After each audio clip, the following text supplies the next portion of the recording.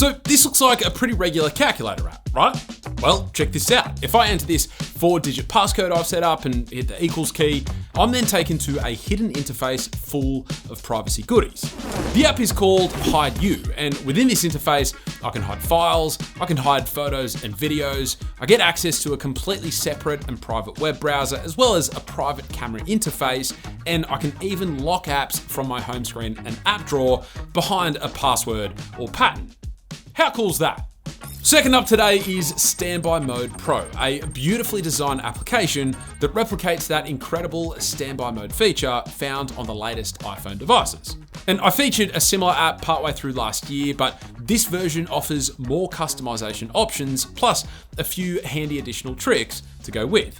For one, you get this really cool dual mode option that lets you have 2 widgets side by side, both of which you can then swipe vertically to show other widgets if you like. Then from there, you get this really nice collection of digital and analog clocks to choose from. There's your classic photo gallery and music player options, a really clean weather interface as well. And then on top of that, there are a stack of customizations and tweaks that you can make within the app settings.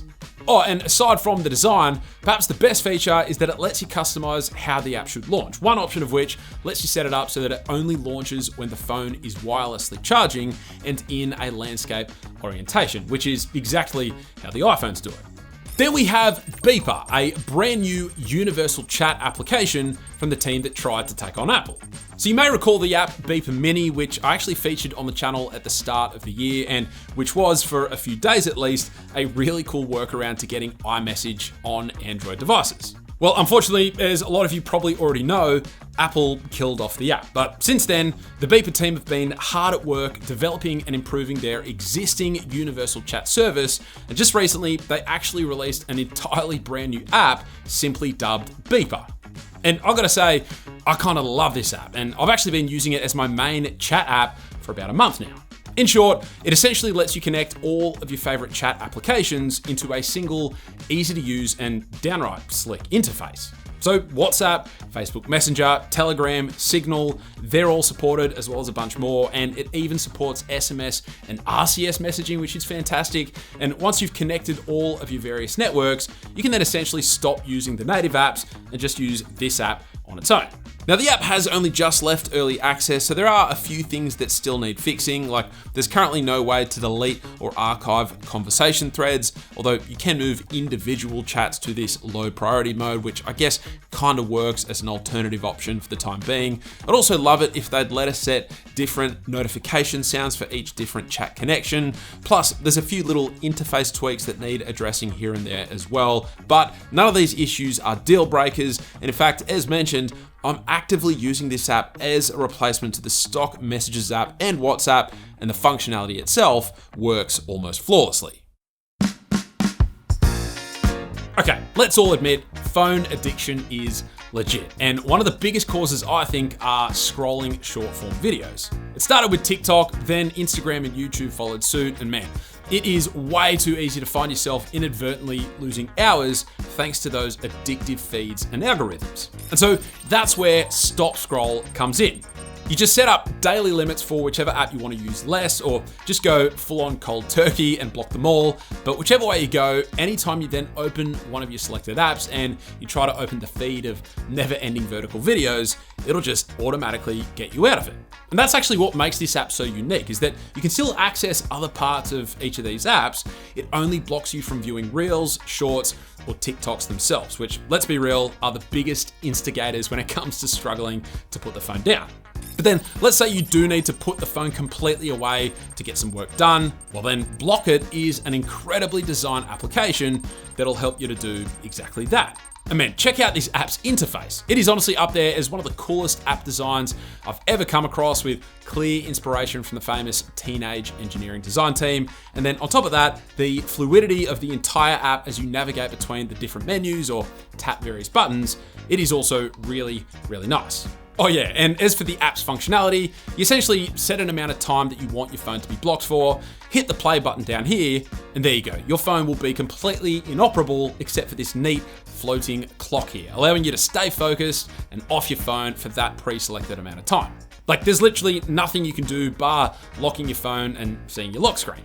Now, in an emergency, the app does give you what it calls a parachute that will let you cancel a Blockit session early if need be, but you only get one for free, and after that, you need to pay to unlock more, which might seem a little bit rich on the surface, but then if we're all about forcing ourselves to stop using our phones, then maybe it's actually the perfect solution. All right, halfway down the list, and next up is an app called Install with Options, which actually unlocks a bunch of advanced actions related to the installation of apps on your phone. Now, the app does need permissions to be granted via Shizuku, so keep that in mind. But once it's set up, you'll see this long list of options that'll give you more control over any APKs that you want to install on your phone. So you get options to bypass Android 14's target SDK limit, meaning you can install apps that are outdated and normally don't work. You can even downgrade certain app packages or get the app to grant all requested permissions automatically immediately after it's installed. Plus, there's a heap of other options as well. Then we have Mubert, which is a super unique app that allows you to generate and listen to AI-powered music. The app lets you choose between a bunch of different categories, and all you do is pick one you like the sound of, and there you go. It'll almost instantly generate for you a completely unique AI-powered track. And whilst I'm not 100% sure of this, what I think this means is that the tracks that I'm listening to today whilst filming this video, they are completely unique to my listening session and will not be replicated exactly on other people's devices, which is actually pretty cool. Now, you can also save songs if you really like them so that you can quickly come back to them for repeat listening sessions. And if you're so inclined, the app also gives you permission to use the songs in content creation so long as it's for personal use. Now, it has been a very long time since I last tried a different browser other than Google Chrome, but Quetta Browser is one that I stumbled upon recently that I am a huge fan of. It's actually a privacy-focused browser and comes with its own ad block service built in, but then I also just really dig its super clean design. You get this floating URL bar down the bottom here that you can flick out of the way for a cleaner browsing experience, and it also lets you swipe left or right on it to quickly switch between any open tabs, which I love. And yes, I know Chrome has this feature too, but I just prefer the look of this one, plus the fact that it's down the bottom makes it so much more one-handed friendly. Aside from that, the browser also includes a video download feature, a playlist feature, as well as an enhanced video player feature that lets you view videos using picture-in-picture mode or just listen to them in the background. It also supposedly has plans to release a desktop version and become fully open source sometime later this year, so well worth keeping an eye on. Okay, second to last today is Headway, and if you're someone who loves the idea of learning more by reading books, but you just don't have the time or mental capacity to read entire books, then this is an app that you'll want to check out. At the time of making this video, the app features over 1,500 non-fiction books, each of which have been summarized into 15-minute or less summaries. You just find one that you like the look of, tap on read, and there you go. You can now read or listen to a well thought out summary which covers all of the main topics from the book. Now, just keep in mind, if you want unlimited access to every book within the app, then you will need to subscribe to the premium version, which is a little pricey in my opinion, but for the right person, given how much you could potentially save yourself because you're not having to buy the full length versions of any of the included books, you'll probably find that it's actually well worth the price. And so finally today we have Widgetshare, a really cool app that lets you share home screen widgets with friends or family.